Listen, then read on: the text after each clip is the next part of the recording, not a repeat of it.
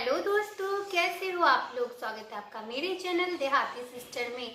जैसा कि लगातार मैं वीडियो बना रही हूँ और उसमें आपका प्यार और सपोर्ट मुझे बहुत दिख रहा है और बहुत सारा कमेंट बार बार आ रहा है। तो एक वीडियो मैं आज इसीलिए बना रही हूँ 1 to 5 के लिए, क्योंकि बहुत सारे लोगों ने बोला कि दीदी आप इतना अच्छा मतलब चीज़ शेयर कर रही हैं, तो प्लीज़ हम लोग को भी सपोर्ट करिए। सिर्फ 9-10 के लिए, 6 to 8 के लिए नहीं, 1 to 5 के लिए भी कुछ बोलिए। तो आज मैं इस वीडियो में 1 to 5 के लिए कुछ बताना चाहूँगी, उसको आप फॉलो करिएगा। ऐसे एक चीज़ मानिए कि बहुत सारा चीज़ है ना जो कि 1 to 5 से लेकर 11-12 तक कॉमन है। उसको आपको चाहे किसी भी आप क्लास का एग्ज़ाम दे रहे हैं ना, आपको पढ़ना ही पड़ेगा, उसको आप स्किप नहीं कर सकते हैं। तो अगर अभी तक आपने चैनल को सब्सक्राइब नहीं किया तो सब्सक्राइब कर ले, सपोर्ट करें। छोटा चैनल है लेकिन अभी स्टार्टिंग है। किसी ने क्या खूब कहा है कि जैसे स्ट्रगल करते रहेंगे हम लोग तो ज़रूर एक दिन कामयाब भी होते हैं। हमें 1 to 5 के लिए ना NCERT 6 to 12 ही पढ़ना पड़ेगा, क्योंकि कोई ऑप्शन नहीं है। आप देखिए ना, किसी भी लेवल का एग्ज़ाम है, आप प्रीवियस ईयर क्वेश्चन उठा के देखिएगा, उसमें कहीं से भी क्वेश्चन पूछ रहा है। BPSC है, इसको हल्के में बिल्कुल भी ना ले। ऐसा नहीं है कि 1 to 5 का आप एग्ज़ाम दे रहे हैं ना तो 6 to 8 का पूछेगा या फिर आपका मतलब एक क्लास ऊपर पूछेगा। सबको इस बात का था TR1 में कि एक लेवल ऊपर पूछेगा, लेकिन एक लेवल ने कईयों लेवल ऊपर तक क्वेश्चन को पूछा जाता है। मैं जहाँ तक क्वेश्चन को देख पाती हूँ ना, 1 to 5 का क्वेश्चन मैंने देखा है कि 9-10 की क्लास से भी बहुत मिलता है, 11-12 से भी मिलता है। तो आपको 6 to 12 का NCERT कवर करना पड़ेगा। सबसे पहला काम यही करें। बहुत लोग ना इधर उधर किताब, यूट्यूब और कोर्स के चक्कर में रह जाते हैं, NCERT नहीं पढ़ते, तो उनका ये बहुत मतलब बुरा हाल होने वाला है। अगर फर्स्ट टाइम आप एग्ज़ाम दे रहे हैं ना तो आप भटके नहीं, NCERT पढ़ें, 6 to 12 पढ़ें। और अगर आप सेकेंड टाइम दे रहे होंगे तो भी समझ पा रहे होंगे कि मैं सही बोल रही हूँ कि NCERT पढ़ना कितना ज़रूरी है। सबसे प्राथमिकता NCERT। और बहुत सारे लोगों का ये भी कमेंट था, दीदी मैं बोर हो जाती हूँ NCERT पढ़ने के लिए।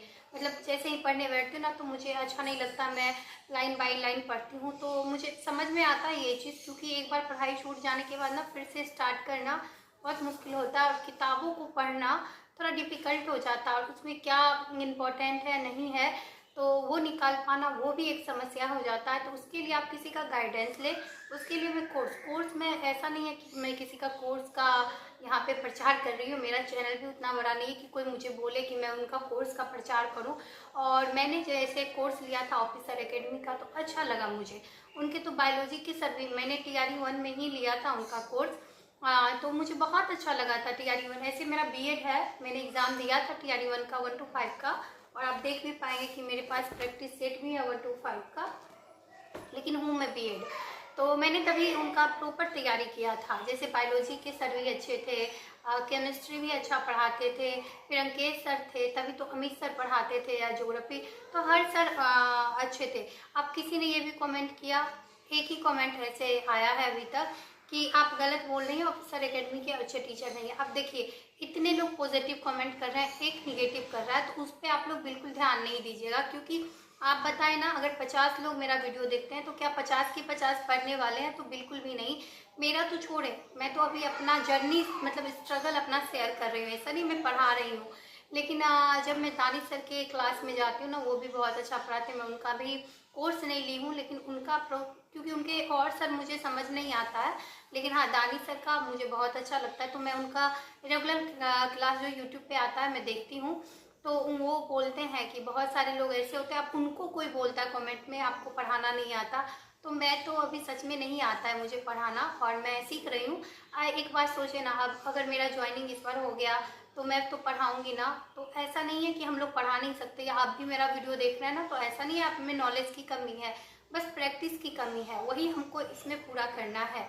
लेकिन सच बताइए तो मैंने TRE1 में जब स्टार्ट किया था ना, तो यहाँ से 0 से स्टार्ट किया था, और अभी मेरा अच्छा खासा नोट्स भी है आप लोग का, उसमें प्यार सपोर्ट भी दे रहे हैं। और अगर आपने नहीं देखा तो वो भी जाके देखें, क्योंकि 1 to 5 हो या 6 to 8 हो, हिस्ट्री सब में आएगा।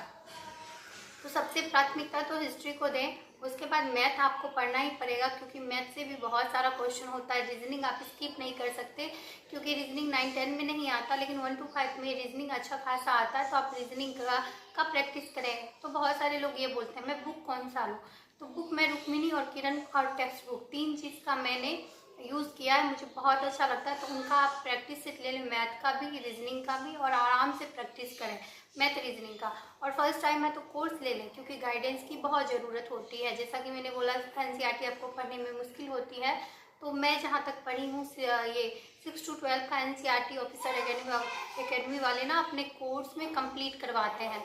जैसे कि आपके स्क्रीन पे वो लगा देंगे एनसीईआरटी का इम्पोर्टेंट चीज़, और वहाँ से वो क्वेश्चन बनाते हैं, और इधर क्वेश्चन होगा वो उसको डीपली मतलब डिफाइन भी अच्छे से करते हैं, आपको समझ में आएगा वो चीज़।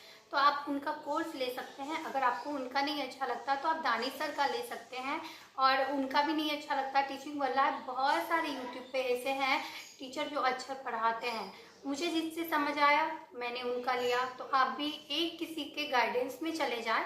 900-1000 रुपये कोई बड़ा मायने नहीं है। जब आपका नौकरी लग जाएगा तो उतना आप कमा लेंगे। किसी के गाइडेंस के से क्या होगा ना, आपको एक दिशा मिलेगी। जैसे माँ ही एक बच्चे को सींचती है, उनको संभालती है, उनको शिक्षा देती है, ये नहीं करो, ये मतलब गलत है, ये करो, ये सही है। तो इसी टाइप से एक टीचर जो होते हैं ना, वो गाइड करते हैं हमें। पढ़ना तो स्टूडेंट को ही होता है। मैं बोलूँ कि वो टीचर अच्छा नहीं पढ़ाते, तो ऐसा बिल्कुल भी नहीं है, सब अच्छा पढ़ाते हैं। क्योंकि मुझसे कई गुना ज़्यादा उन सबको नॉलेज है। वो ऐसे ही यूट्यूब पे बैठे नहीं है, किसी ने उनको ऐसे ही सैलरी नहीं दे रहा है कोई उनको। वाकई में वो अच्छा पढ़ा रहे हैं, तभी कोई उनको पेमेंट दे के अपने कोचिंग संस्थान में पढ़वा रहा है। तो किसी का बुराई मत करें। आपको समझ आता तो उनका पढ़ें। हो सकता है आपका लैंग्वेज उनका कुछ अलग हो, आप नहीं समझ पाते, तो किसी और का पढ़ें, लेकिन किसी ना किसी के गाइडेंस में पढ़ें। गाइडेंस में फर्स्ट टाइम पढ़ने से क्या होता है ना, क्या छोड़ना है और क्या पढ़ना है, ये चीज़ वो आपको बता पाते हैं अच्छे से। तो उनके गाइडेंस में आप रहेंगे तो देखिए एनसीईआरटी पूरा पढ़ना बहुत मुश्किल है, लेकिन अगर वो बता देंगे कि ये चीज़ इंपॉर्टेंट है तो आप उसको रट लेंगे, आराम से रिवीजन करते रहेंगे बार बार। तो बहुत टाइम है, रिवीजन होते रहेगा। तो आप किसी के गाइडेंस में चले जाएं। मेरा भी फिजिक्स केमिस्ट्री बायोलॉजी का नोट्स है। मैं अभी लिख नहीं पाती हूँ, क्योंकि उसका हैंडराइटिंग थोड़ा गंदा है। क्योंकि मैं क्लास में होती थी ना, तो स्पीड करके लाइव नहीं देखती थी, क्योंकि टाइम का उसमें थोड़ा मैनेज करने में दिक्कत हो जाता था। तो लाइव के बाद मैं ना थोड़ा सा स्पीड बढ़ा के उसके बाद उसको लिखती थी। तो लिखने में टाइम वेस्ट नहीं करती थी, फटाफट लिखती थी, मुझे समझ आ जाता था, बस काम है। तो अगर आप लोग बोलेंगे तो मैं वो नोट्स भी अपना शेयर कर दूंगी। फिलहाल के लिए जब तक आप कोर्स नहीं लेते हैं उसको पढ़ सकते हैं। ऐसे मैंने हिस्ट्री, पॉलिटिकल साइंस और ज्योग्राफी आज मैं डालूंगी, वर्ल्ड हिस्ट्री, ये सारा मैंने अभी डालना शुरू किया है। तो देखें ये सेट है रुक्मिणी का, ये रुक्मिणी का सेट है। प्रैक्टिस सेट मैंने लिया था, 250 रुपये का था। इसमें समान अध्ययन भी है, और मैं इसे लगाती थी प्रॉपर। आप देखें, एक चीज़ मैं आपको हमेशा बताती हूँ हर वीडियो में। अगर आपने 25 मिनट का पिछला वीडियो नहीं देखा है, 21-22 मिनट वाला, तो वो भी जाके देख लें। मैं कभी भी एक ही चीज़ बताती हूँ, प्रैक्टिस से जितना आप करेंगे ना उतना बेनिफिट देता है। आप एक बार क्लास करें, चाहे मेरा ही नोट्स आपको अच्छा लग रहा है तो मेरा ही नोट्स आप देख लें, क्योंकि मैंने वहीं से पढ़ा है। और मेरा नोट्स में क्या ना है कि मैंने बहुत चीज़ को इंक्लूड किया है। जैसे कि बायोलॉजी का ही कोई मतलब वो टॉपिक मैंने क्लास में पढ़ा, तो पहले क्लास में पढ़ा है। उसके बाद क्या किया है मैंने, जैसे प्रैक्टिस सेट लगाया, वहाँ से उस टॉपिक से कोई क्वेश्चन मिला है तो मैं वहीं रखी हूँ। या किसी का मैराथन देख रही हूँ, किसी का जीएस वाला क्लास देख रही हूँ, तो एक भी क्वेश्चन मुझे मिलता था ना, मैं कॉपी लेके ही बेड पे ही मेरा पढ़ा रहता था। मैं झट से उस टॉपिक में वहाँ पे उसको मेंशन करती थी कि बार बार पढ़ूंगी तो मुझे याद हो जाएगा। नहीं तो कहीं और लिख देंगे तो फिर रिवीजन नहीं हो पाता है, तो फिर याद नहीं हो पाता है। तो मेरा नोट्स कुल मिला के बहुत अच्छा है जो भी है। अगर आप 0 से स्टार्ट कर रहे हैं ना, तो अभी जब तक नोटिफिकेशन नहीं आता है, आप कोर्स नहीं लिए हैं, तो आराम से मेरा नोट्स देखिए। और जब तक मुझे लगता है आपका नोटिफिकेशन आएगा ना, मेरा कोर्स ख़त्म हो जाएगा जो भी मेरा है क्लास, तो तब तक आप जब कोर्स लेंगे ना, तो पढ़ने में आपको रियली बहुत मज़ा आएगा। क्योंकि थोड़ा सा भी नॉलेज हो जाता है ना, तो फिर हम जब पढ़ाई स्टार्ट करते हैं तो वो पढ़ाई हमको मतलब और ज़्यादा आगे ले जाता है। सोचिए ना, 1.5 साल का मेरा वो मेहनत है, और आपको वो 1.5 महीने में 1 महीने में मिल रहा है, तो आप उसको कर लेंगे तो आप तो मुझसे बेहतर कर पाएंगे। जितना मैंने किया है ना, उससे ज़्यादा बेहतर आप कर पाएंगे। और करंट, आपको करंट के लिए ना डेली पढ़ना पड़ेगा। जैसे शंकर सरन सर डेली लाते हैं, करंट का क्लास, तो आपको मतलब डेली ही करंट को ये देखना पड़ेगा। 1 घंटे आप उसको डेली सुने। करंट याद करने का बिल्कुल भी चीज़ नहीं है, आप उसको डेली मतलब सुनेंगे ना तो वो आपके प्रैक्टिस में आ जाएगा, फिर आपको उसमें परेशानी नहीं होगा। मैथ का प्रॉपर प्रैक्टिस करें, उसका कोई उपाय नहीं है। आपको मतलब मैं अपना नोट्स भी दे दूँ ना मैथ वाला तो आप नहीं बना पाएंगे। उसके लिए आपको रेगुलर प्रैक्टिस करना पड़ेगा। जिस टाइप का क्वेश्चन आ रहा है ना उसको प्रैक्टिस करिए। और ज़्यादा भारी मैथ आता भी नहीं तो आराम से उसमें आप स्कोर कर पाएंगे। मैं एक बार प्रैक्टिस सेट आपको दिखाती हूँ रुक्मिणी का। ये रुक्मिणी का प्रैक्टिस सेट है, मैं बस पीछे दिखा रही हूँ आपको। मैंने TRE 1 में भी ऐसे ही पढ़ा है, और TRE 1 में तो मेरा हुआ नहीं क्योंकि BEd था मेरा, तो TRE 2 में मैंने फिर वैसे ही पढ़ा है। देखिए ये मैं दिखा रही हूँ आपको, ये देखिए,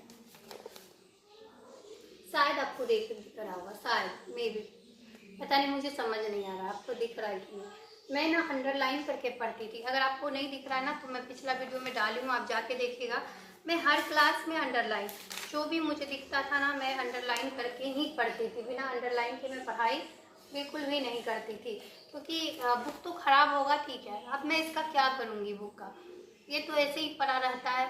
लेकिन अगर मैं अंडरलाइन करके पढ़ती थी ना तो मुझे वो समझ में, जैसे मैं भूल गई ना तो, और जब भी मैं उसको पलटती थी तो उसको उस पर मेरा नज़र जाता था, और मैं प्रैक्टिस सेट एक बार नहीं लगाती थी। जैसे ये अगर 20 सेट का है ना, एक बार मैंने ख़त्म किया फिर दोबारा मैं इस 20 सेट को लगाती थी। तो इस टाइप से मैंने दिखाया 25 मिनट वाला वीडियो में कि मेरा एक बार में अगर 70 स्कोर आता था तो दूसरे बार में 95 आता था, 70 तो नहीं 80 प्लस में आता था, और दूसरे बार में 95 प्लस आता था। तो आप ऐसे प्रैक्टिस सेट लगा सकते हैं, और प्रैक्टिस सेट अभी से स्टार्ट कर दे। टाइम ना मैं मतलब मैनेज करेगा ना आपका, मैं नहीं बता सकती। मैं 3 बार में क्वेश्चन को अटेम्प्ट की हूँ, किसी का एक बार भी नहीं होता, छूट जाता है। लेकिन मैं इतना ही प्रैक्टिस सेट की थी ना कि मुझे टाइम बहुत अच्छे से मिला था। एक बार मैंने जो 100% था कन्फर्म उसको लगाया, फिर 50-50 में आपका थोड़ा कॉन्फिडेंस ना बूस्टअप हो जाता है। मतलब आप ये सोचते हो अच्छा 25 क्वेश्चन मैंने सही लगा लिया तो अब बाद बाकी मैं देख लूँगा, तो उसमें क्या होता है ना, ज़्यादा क्वेश्चन सही होने का चांस होता है। तीसरी बार ऐसे कुरेंगे जिसको कि बिल्कुल भी आप नहीं जान रहे हैं।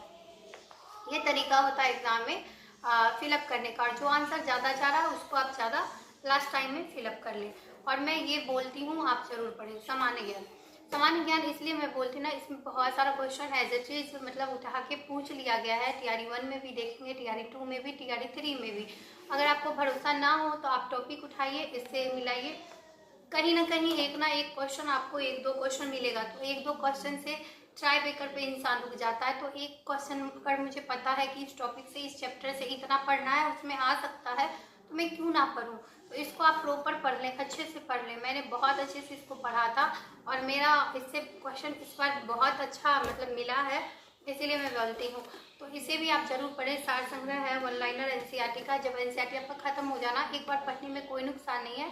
हर चैप्टर में 1 पेज दिया हुआ है, इतना है, ज़्यादा है नहीं। अगर आप अपने कॉपी में लिखेंगे तो आप इसको भी पढ़ें, ये भी बहुत बेनिफिट देगा।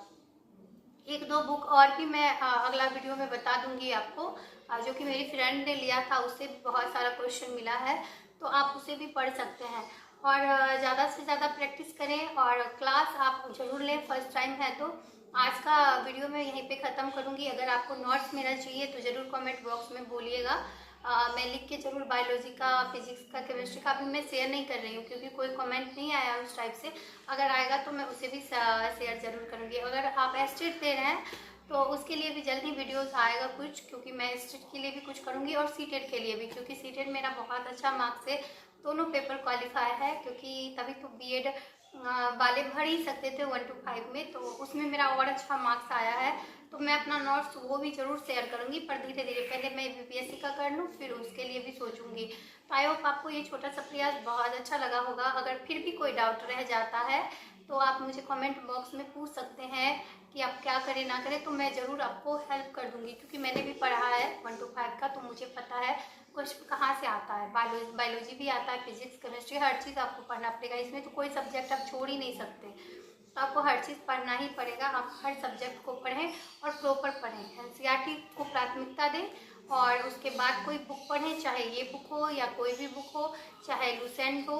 पहले NCERT पढ़ लें, उसके बाद पढ़ें, कोर्स जरूर लें अगर फर्स्ट टाइम है तो। अगर सेकंड टाइम है तो कोर्स बिल्कुल भी ना लें, समय बर्बाद होता है, एक ही चीज़ को बार बार हमें पढ़ना वहाँ पड़ता है। लेकिन फर्स्ट टाइम में कोर्स लेने से आप उस टॉपिक से अवगत हो पाएंगे। टॉपिक क्या पढ़ना है यही बहुत को पता नहीं होता है, तो एग्ज़ाम में क्या देंगे। तो आप आराम से पढ़ें और अभी बहुत टाइम है, हो जाएगा, आपका सिलेक्शन ज़रूर हो जाएगा। और आज टीचर्स डे है अभी, तो मैं भगवान से प्रार्थना भी करती हूँ जो भी मेरा वीडियो देख रहा है उस सबका सिलेक्शन हो जाए। Thank you so much video में बने रहने के लिए। नेक्स्ट वीडियो में जल्द ही मैं आप सबके सामने जल्द लेके आऊँगी। तो इस वीडियो को भी प्यार दीजिए, सपोर्ट दीजिए, शेयर करिए, चैनल को सब्सक्राइब करिए, बेल आइकन को प्रेस करिए। Thank you so much.